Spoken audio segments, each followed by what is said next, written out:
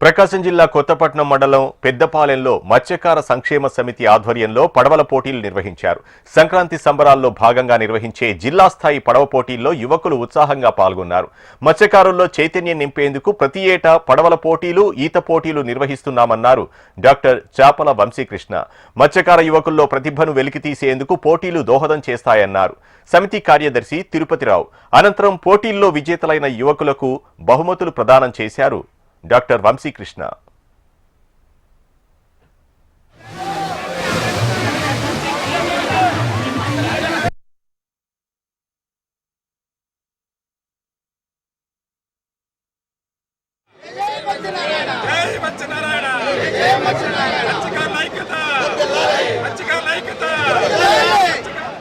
పోటీలో నమోదు చేసుకుంటారా? వేటపాలి మండలం పొట్టిసుబ్బపాలెంలో ఘనంగా నిర్వహించాము. అది దేశవ్యాప్తంగా పేరు వచ్చింది. ఈసారి కూడా ఈ మర్నూరు పెదపట్టపల్లిలో నిర్వహణ జరుగుతుంది. ఎందుకంటే మత్స్యకారుల్లో చైతన్యం కోసం, అలాగే వాళ్ళ యొక్క ఫిట్నెస్ కోసం కూడా ఈ యొక్క పోటీలు వాళ్ళకి అనుభవాలు వస్తుంది కనుక దీని ద్వారాగా ఒలింపిక్స్ కూడా వెళ్ళే అవకాశాలు ఉంటాయి. కానీ వాళ్ళ యొక్క ప్రతిభను గుర్తించి ఈ పోటీల ద్వారాగా వాళ్ళకున్న ప్రతిభలు బయటకు వస్తారనే ఉద్దేశంతో ఈ పోటీ నిర్వహించడం జరుగుతుంది.